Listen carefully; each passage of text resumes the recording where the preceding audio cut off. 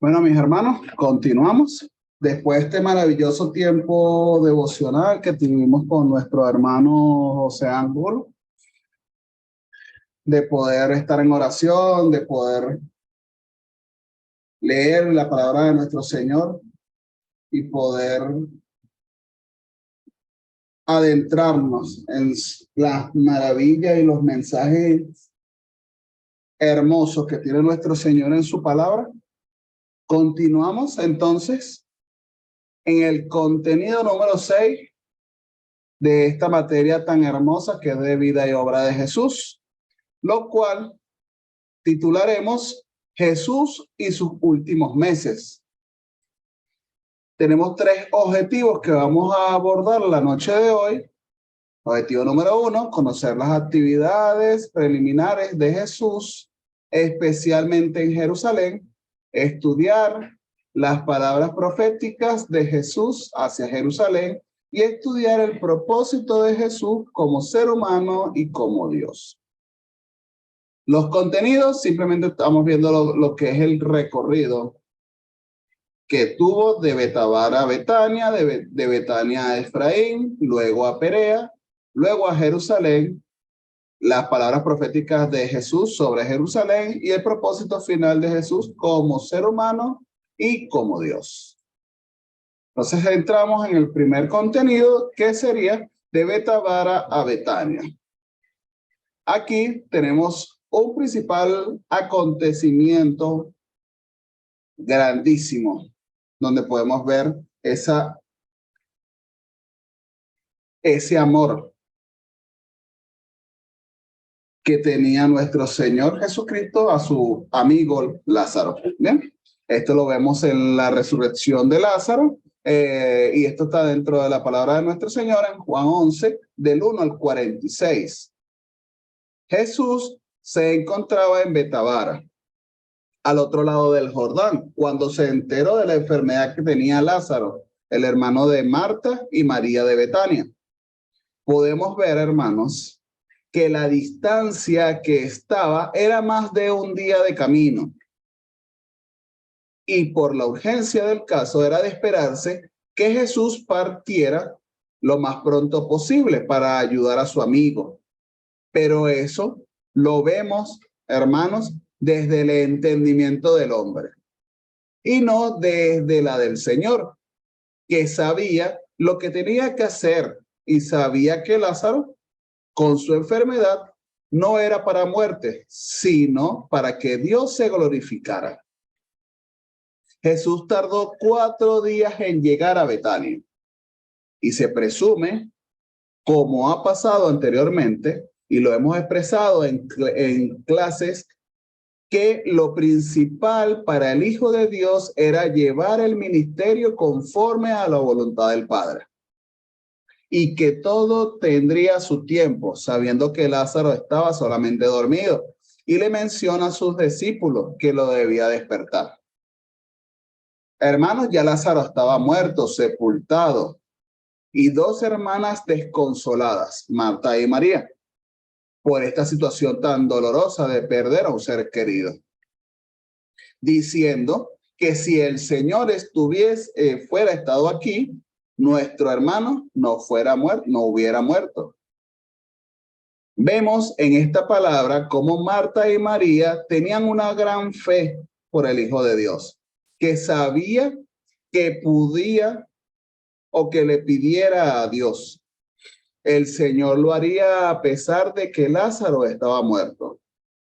Es una fe inquebrantable, pero en la naturaleza del ser humano le dolía la pérdida, tanto así que Jesús también lloró y se compadeció de ese dolor por ser Lázaro como su hermano.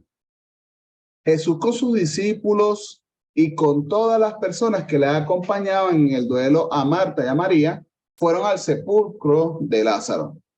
Jesús oró a Dios y ordena quitar la piedra, donde agradece a Dios y grita a gran voz: Lázaro, ven fuera.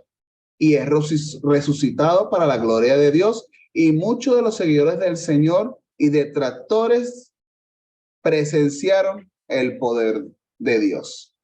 Muchos judíos creyeron en el Hijo de Dios al ver que tenía poder y tenía autoridad de resucitar a muertos.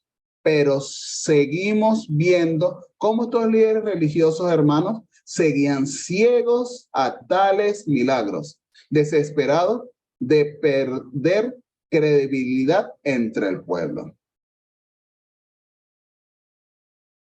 Luego de este hecho, en Betania, nuestro Señor Jesucristo pasa a la ciudad de Efraín, lo cual sabemos que hace en estas zonas adyacentes, hace lo que son los retiros, ¿bien?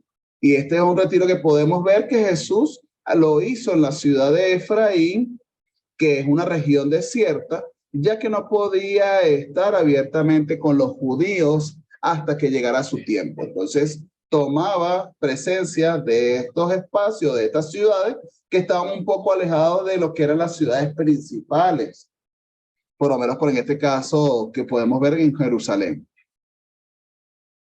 Pero dentro de estas ciudades también había un propósito. También se llevaba la palabra de Dios y se buscaba de salvar a la mayor cantidad de personas posible, de darle el plan de salvación, que era el ministerio principal de nuestro Señor Jesucristo. Podemos ver, como lo hemos mencionado anteriormente, Jesús no podía permanecer en Jerusalén y sus adyacencias por la gran oposición que tenía. Es por ello que decidió alejarse un poco y situarse en Efraín, una ciudad a 48 kilómetros del noroeste de Jerusalén y en las cercanías de la región de Samaria. Continúa con su ministerio y las enseñanzas en esta ciudad donde vemos la enseñanza sobre la indulgencia, la fe y la humildad. Esto lo vemos en la palabra de nuestro Señor en Lucas 17, del 1 al 10, lo cual nos enseña, hermano, que es imposible que no vengan tropiezos. Eso es algo que debemos tener claro, debemos estar conscientes de que siempre vamos a tener tropiezos de alguna manera, pero que nosotros no seamos piedra de tropiezos para otros. Que si un hermano pecare contra uno y venga arrepentido, debemos perdonar las veces que sean necesarias. Sí, hermano, como nos dice la palabra, que debemos perdonar las veces que sean necesarias.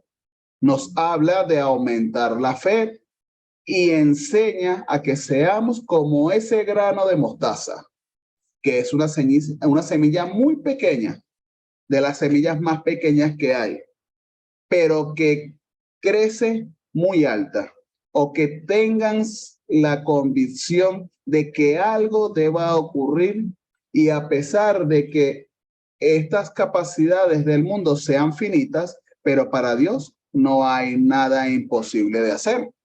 Amén por eso. Nos enseña que debemos ser humildes y sencillos en todos. Cuando tengamos un siervo y hace sus obligaciones, le sigue colocando funciones adicionales sin dar descanso y le dice que es un inútil para no hacer lo que le ha mandado, ni que le permite que se siente en tu mesa para comer o beber. Es importante no ser piedra de tropiezo y es importante que podamos crecer en la fe como ese pequeño grano de mostaza y que pueda aumentar de gran manera para la obra y la gloria de nuestro Señor Jesucristo.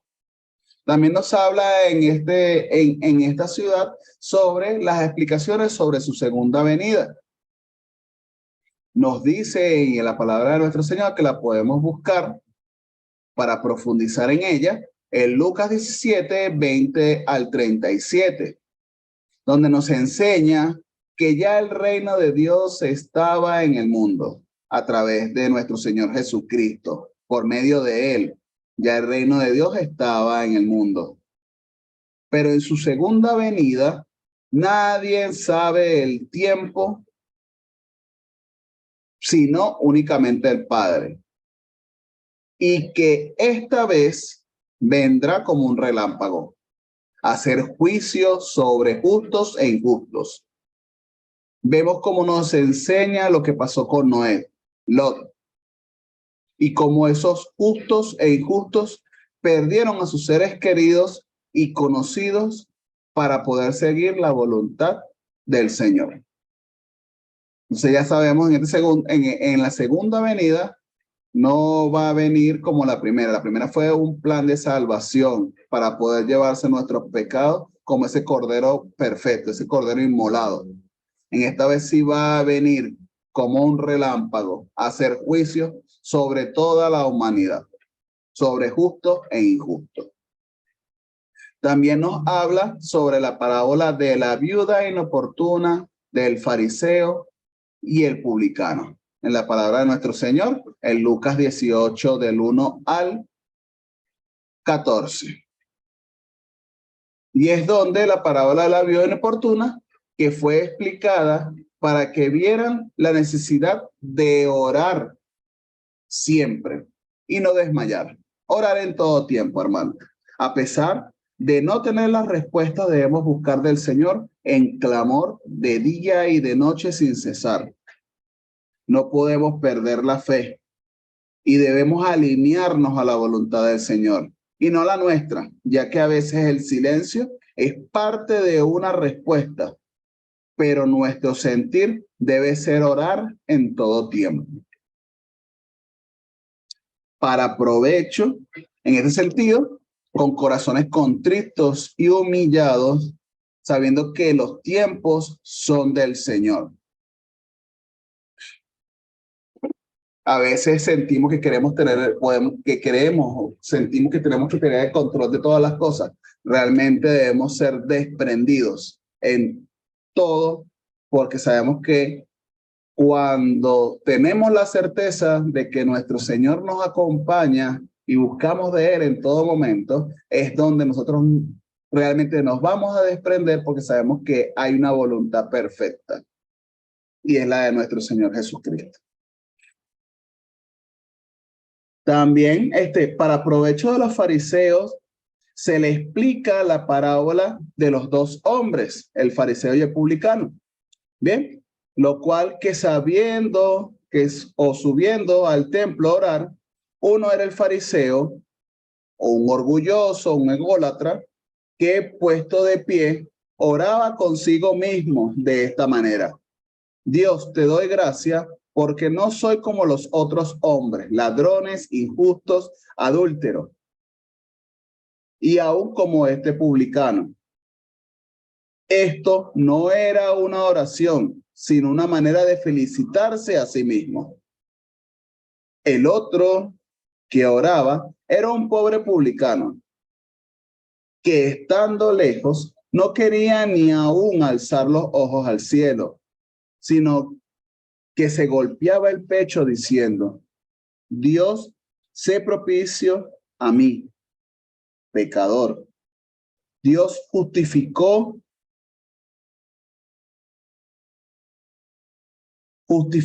a este publicano por su humildad,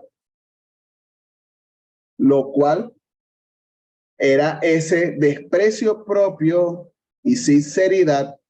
En cambio, rechazó la plegaria del fariseo por su satisfacción propia, orgullo e insinceridad.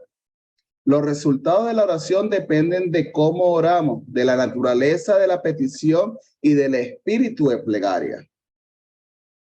¿Lo hacemos con un corazón contrito o humillado? ¿O lo hacemos para sentirnos bien nosotros mismos, como ese fariseo que lo hacía en comparación a otros, viendo que son más pecadores ellos que uno mismo?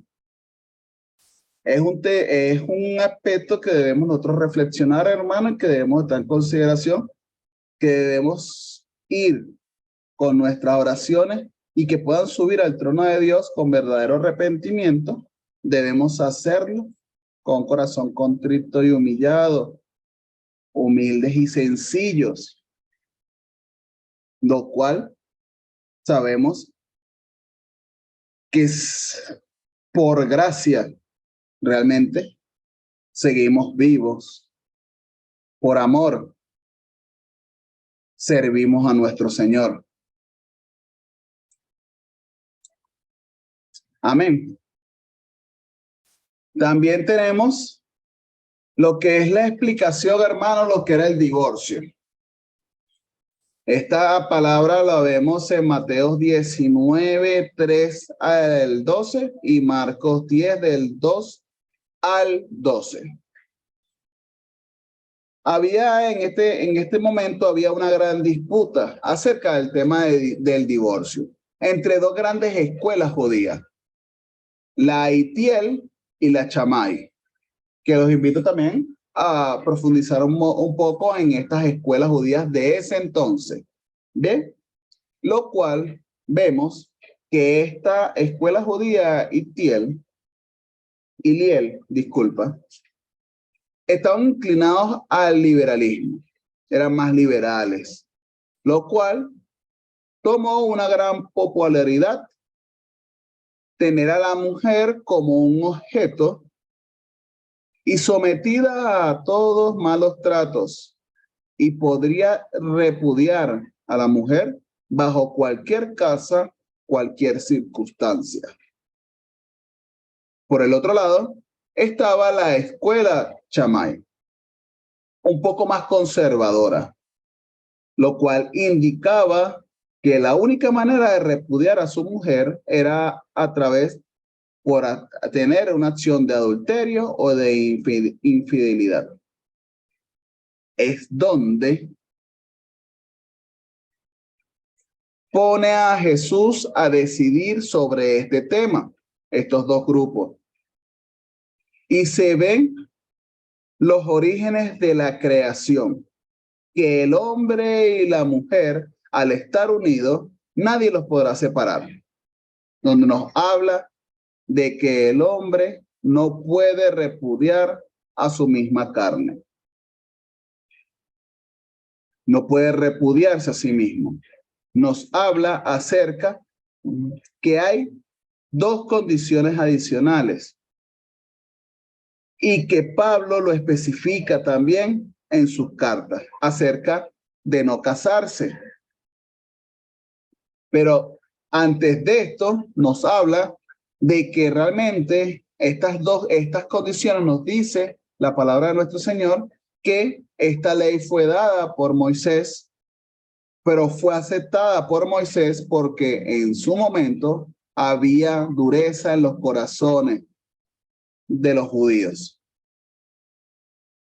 Y por ello se había expuesto el tema del divorcio. Pero nuestro Señor Jesucristo aclara y especifica que realmente lo que Dios unió, jamás el hombre podrá separar. Como dice, hombre y mujer se unirán y serán una sola carne. ¿Quién podrá separar esa sola carne? Nadie. Entonces, en ese sentido, nos lleva nuestro Señor Jesucristo a los orígenes, a cómo realmente fue la creación. Y también nos habla Pablo en su momento sobre lo que corresponde o lo especifica también en las cartas en el caso de no casarse. Hacer eunucos del reino de los cielos, hay eunucos de nacimiento y los que se cansan. Y no todos están dados para esto específicamente, para ser eunucos del reino de Dios. Entonces, en ese sentido, si no puede ser, porque eso es un don dado por nuestro Señor, entonces, en este aspecto, simplemente es mejor casarse, aunque la recomendación que hace Pablo en sus cartas es no casarse pero siendo eunuco para glorificar el reino de Dios, que es importante. Luego de Efraín se va a Perea, nuestro Señor Jesucristo, bien, a la ciudad de Perea, y lo cual acá continúa con el ministerio, lo cual lo vemos en la palabra de nuestro Señor en Mateo 19:1-2 y Marcos 10:1. Este ministerio, bueno, recordamos en la clase pasada, hermanos, que Jesús había terminado su ministerio en la región de Judea. Y por no ser todavía su tiempo, fue al otro lado del Jordán, a la región de Perea, donde duró aproximadamente 3 meses y medio, en una región gobernada por Herodes Antipas, pero sus habitantes estaban expuestos a ese gran sincretismo.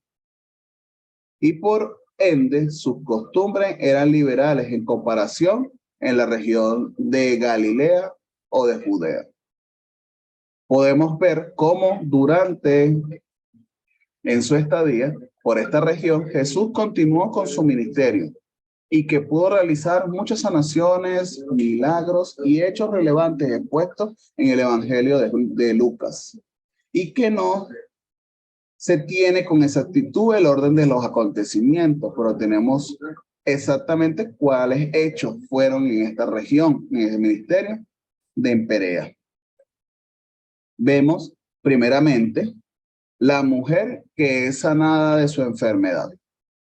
Bien, eso lo tenemos en Lucas 13, del 10 al 17. Una mujer que es sanada de su enfermedad. Una mujer que tenía 18 años con esta aflicción. Bien, y que Jesús la sanó en otro día de reposo, donde se ve la hipocresía nuevamente de estos líderes de la sinagoga al decir lo mismo. Las mismas palabras que ha escuchado anteriormente nuestro Señor Jesucristo a lo largo de las ciudades, que para ellos estaba en la ley, pero para nuestro Señor nos enseña cómo desmonta todo discurso falso al decirle que es más importante desatar a sus animales para tomar agua que para ayudar a esta mujer que había padecido por más de 18 años de esta enfermedad.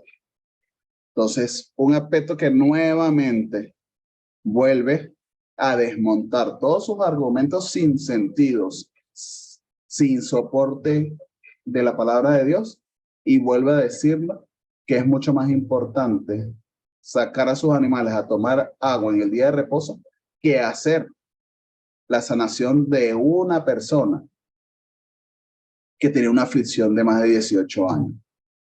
Vemos también lo que es la explicación del número de los salvos. Y esto lo vemos en Lucas 13 del 23 al 30. Para este punto, hermanos, es importante, y vamos a leer la guía, que la tienen ustedes en sus manos, a su alcance, y nos ayuda a entender algunos aspectos de gran importancia. Vemos, en lugar de preocuparse por cuántos serán salvos, nos conviene para estar seguros que seremos salvos nosotros mismos. En Lucas 9, 23 al 26 explica por qué la puerta es angosta, como también en Santiago 1, 22. El Señor nos ofrece una puerta angosta y hay un tiempo limitado para entrar por ella para ser salvos. A pesar por ella, uno cierra la puerta a la vida pasada y entra a una vida bendecida y dichosa, con la esperanza de heredar la vida eterna. Estas palabras indican dificultad, enseñan que es difícil ser discípulo de Cristo. Es imposible dar otro sentido a este término. Su significado es obvio. No es fácil obedecer. Pregúntale a la joven rico si el camino es angosto o ancho. Lo vemos también en Mateos 10, 34 y 37. Y concluir que es fácil ser discípulo de Cristo. Pregúntele a los apóstoles si era fácil dejarlo todo y seguir a Jesús. Por eso la puerta angosta excluye a muchos. No admite a los desobedientes, no admite a los que meramente procesan obedecerlo, no admite a los que no nacen otra vez. Las enseñanzas de Jesús, comenzando en el Sermón del Monte, y que lo hemos hablado anteriormente, hermano, se compara con una puerta estrecha y un camino angosto. Isaías 35:8 profetizó diciendo: y habrá allí calzada y camino, y será llamado camino de santidad. Todos tenemos un momento de decidir y pasar por esa puerta angosta. ¿Cuántos de nosotros podemos preguntar hoy en día si dejamos todo por seguir la voluntad del Señor para cumplir con su voluntad? Es una situación compleja y sabemos que usted y yo, hermano, hemos dejado muchas cosas en el pasado pero debemos seguir trabajando en búsqueda de esa estatura del varón perfecto y santo. Es necesario, como lo estábamos hablando en la palabra de hoy, en el devocional de hoy, nacer de nuevo, ser obedientes, diligentes y eficientes, dejar atrás todo para poder seguir al Señor, cerrar esa vida pasada para recibir esa vida eterna. Como dice, debemos sacar la viga de nuestro ojo para poder ayudar a otros, como lo dice la palabra de nuestro Señor también. La puerta es angosta, pero los que perseveran buscando de la palabra de nuestro Señor y poder practicarlas en nuestras vidas y poder ser obedientes, diligentes, sencillos, humildes.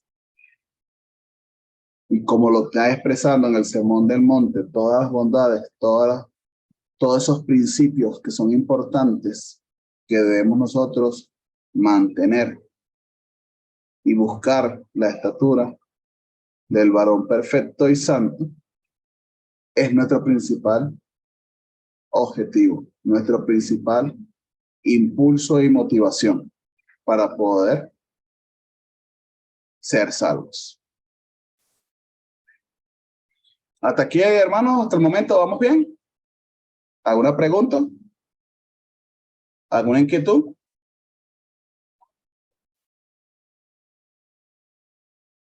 Pueden colocarlo en el chat o pueden abrir sus micrófonos en este momento.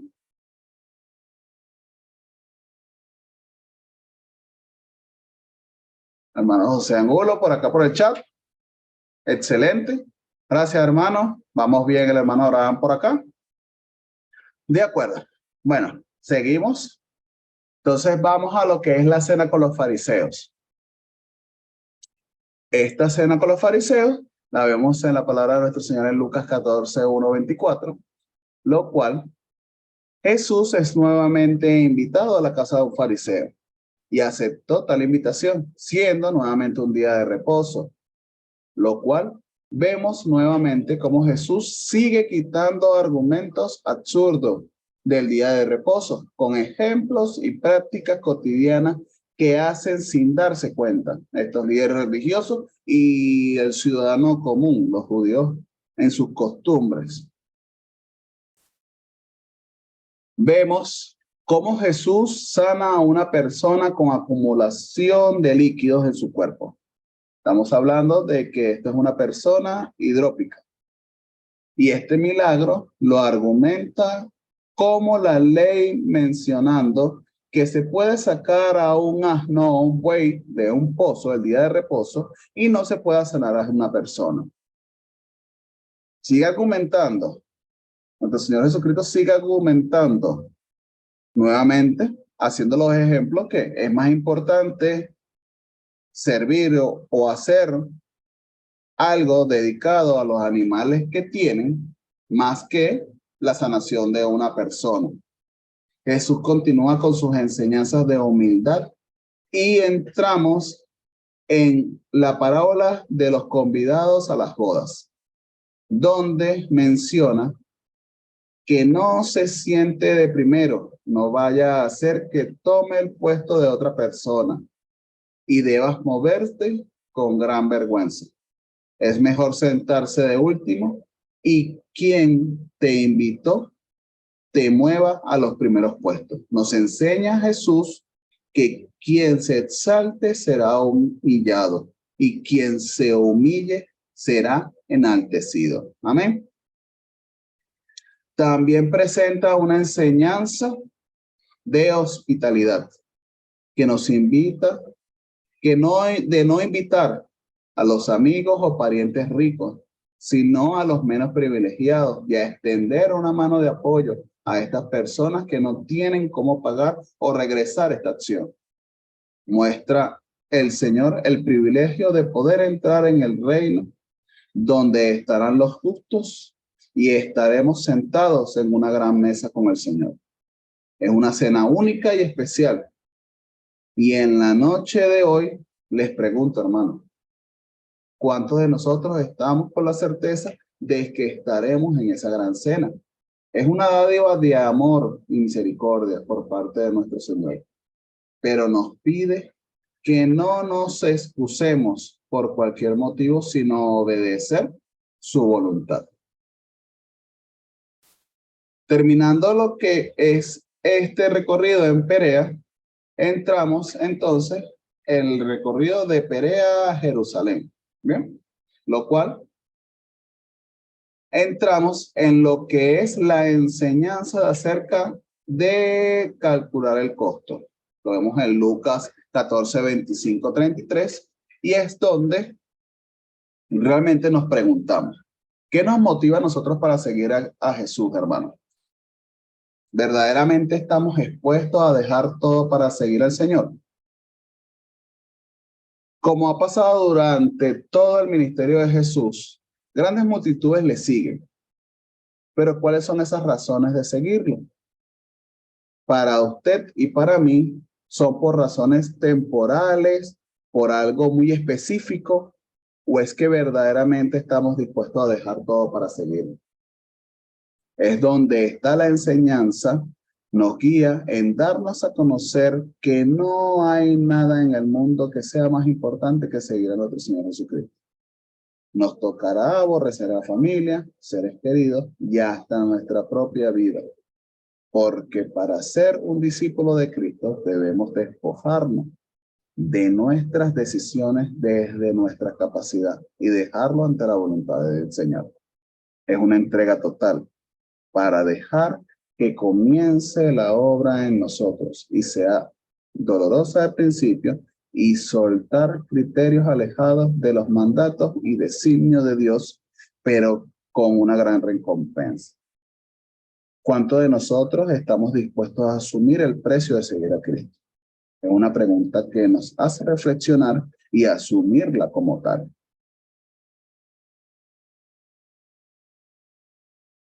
Realmente, como lo dice, ¿dónde están nuestros cimientos de la fe? ¿Dónde está puesto nuestro corazón?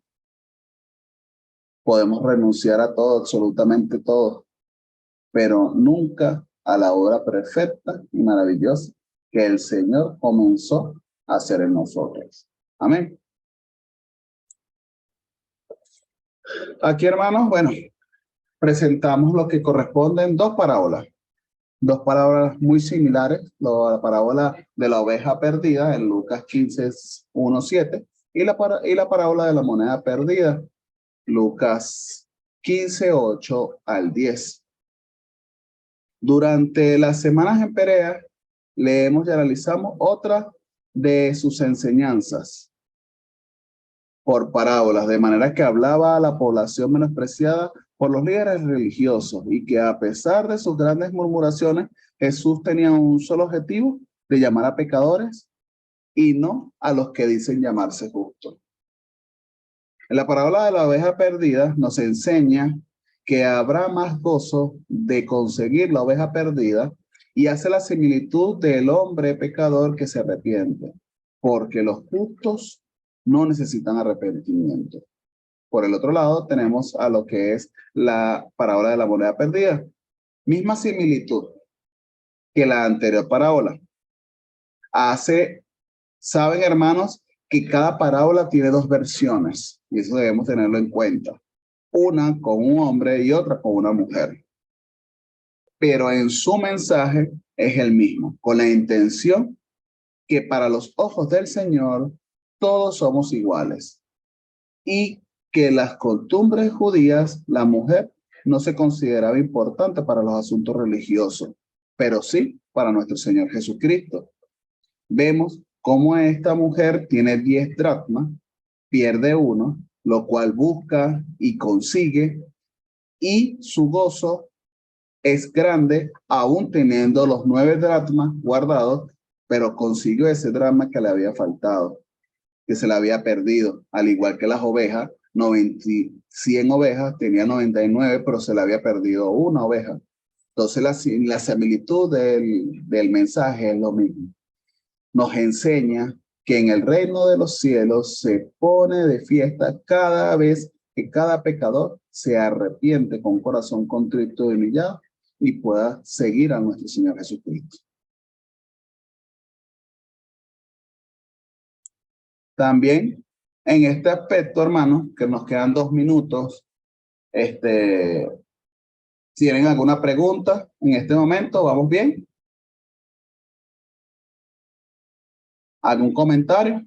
¿Algún aporte que puedan hacer?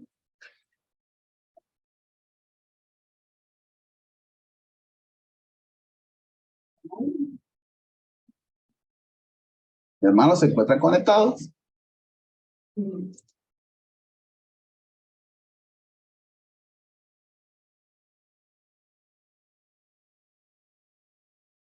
Hoy no, como que no activan esos micrófonos el día de hoy, está como más callado.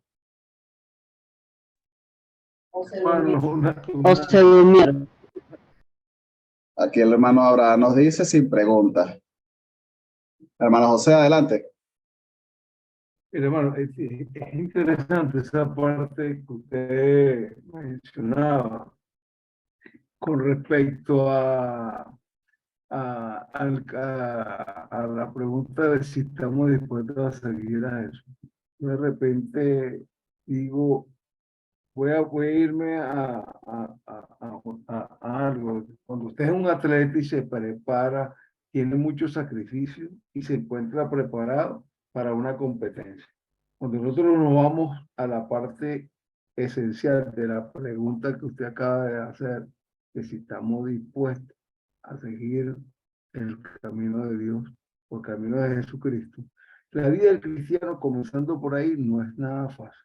Es algo de obediencia, de sacrificio, de tener que apartar todo el pasado para estar en un presente y vivir para Cristo. Lo de atrás se quedó ya y uno se prepara para día a día ir en un crecimiento espiritual. Entonces, si estaré en lo cierto lo que le estoy diciendo, o si Amén, amén, amén. que decirme algo que me falte para completar. Amén. Vamos a conectarnos nuevamente que se va a caer este tiempo, ¿bien? Salimos y entramos nuevamente.